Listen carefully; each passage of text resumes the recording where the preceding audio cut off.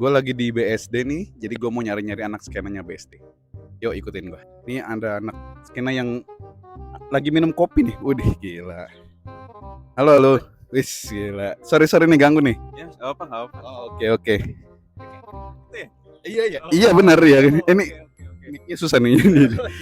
Ini lagi ngopi Mas ya? Oh, sorry. Sore gitu kan. Oke. Sorry ganggu nih ya. Mau nanya-nanya nih terkait ada bule. Mau nanya-nanya nih terkait tentang leadership. Lu tau gak sih pemimpin-pemimpin yang berpengaruh di dunia, tau gak sih? Leadership. Tahu sih beberapa gitu, kayak Adolf Hitler gitu ya, lumayan berpengaruh gitu. Ya jangan yang itu juga. Oh ya, yang lain-lain kayak Soekarno tuh kayak kita punya negara gitu kan, Hokage pertama gitu kan. Negara Konoha ya. Iyo. Oke, terus tau gak sih kalau leadership itu punya seni komunikasinya masing-masing. Oh gitu, itu baru tahu sih kalau ternyata ada yang dibagi kayak gitu.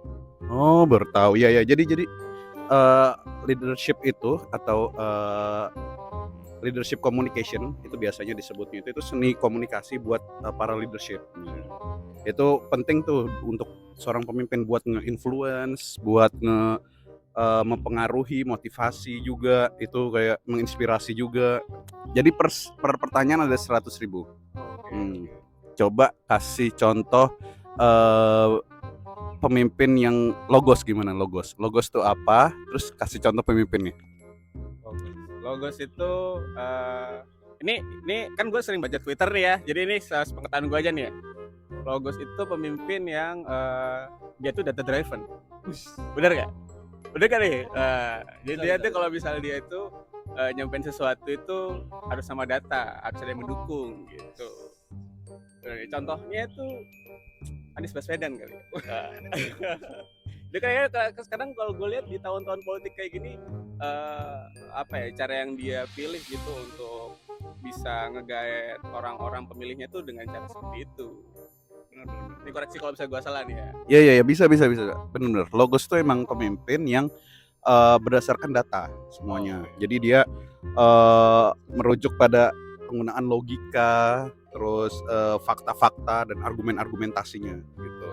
Terus dia juga punya data-data yang efektif untuk menyampaikan visinya dia gimana, terus tujuannya dia, keputusan yang secara jelas yang terstruktur kepada timnya gitu. Ada Steve Jobs. Okay. Nah, ya Steve Jobs itu walaupun orangnya kreatif banget ya, tapi di setiap dia presentasi dia tuh selalu menunjukkan data-data misalnya pengguna iPhone saat ini gimana, terus supaya dia mendukung presentasinya supaya si fitur-fitur baru iPhone-nya atau fitur-fitur baru dari Apple tuh benar-benar tersampaikan dengan baik tuh. Jadi orang-orang terinfluence untuk beli gitu.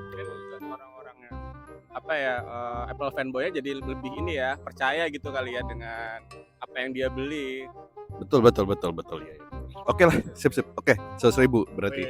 Yang kedua, siapa pemimpin patos menurut lo dan apa itu patos? Gue cuma tahu logos doang, gue nggak tahu nih patos nih apa nih. Apa tuh patos? Oh, oke. Ya berarti nggak dapet ya.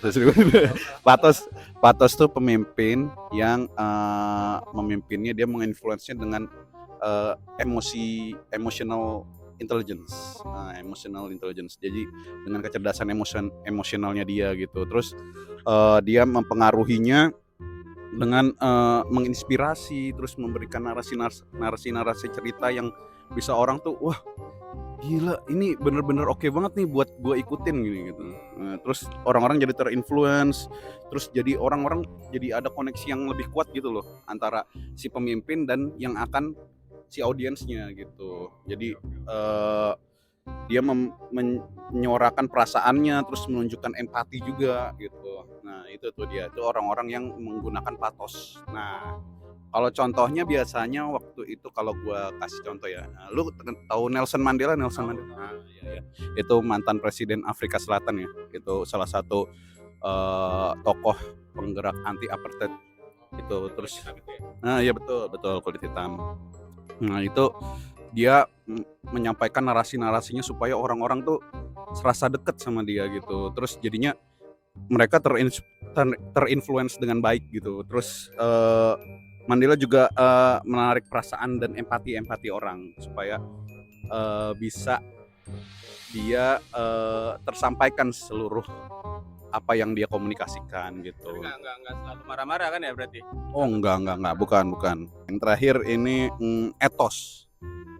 Apa itu etos dan menurut lu siapa contoh pemimpin yang etos?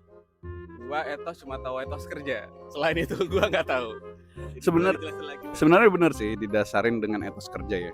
Jadi etos tuh emang pemimpin yang menyampaikan komunikasi dengan cara integritasnya dia tuh.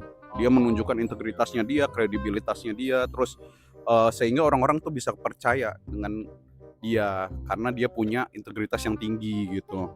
Lebih ke ini kali ya, tindakannya gitu kali ya, lebih ke actionnya daripada passive was gitu. Iya betul. Jadi kayak gitu. Jadi dia untuk mendapatkan dukungan dia itu menunjukkan kredibilitasnya gitu. Terus otoritas moral dan lain-lainnya juga.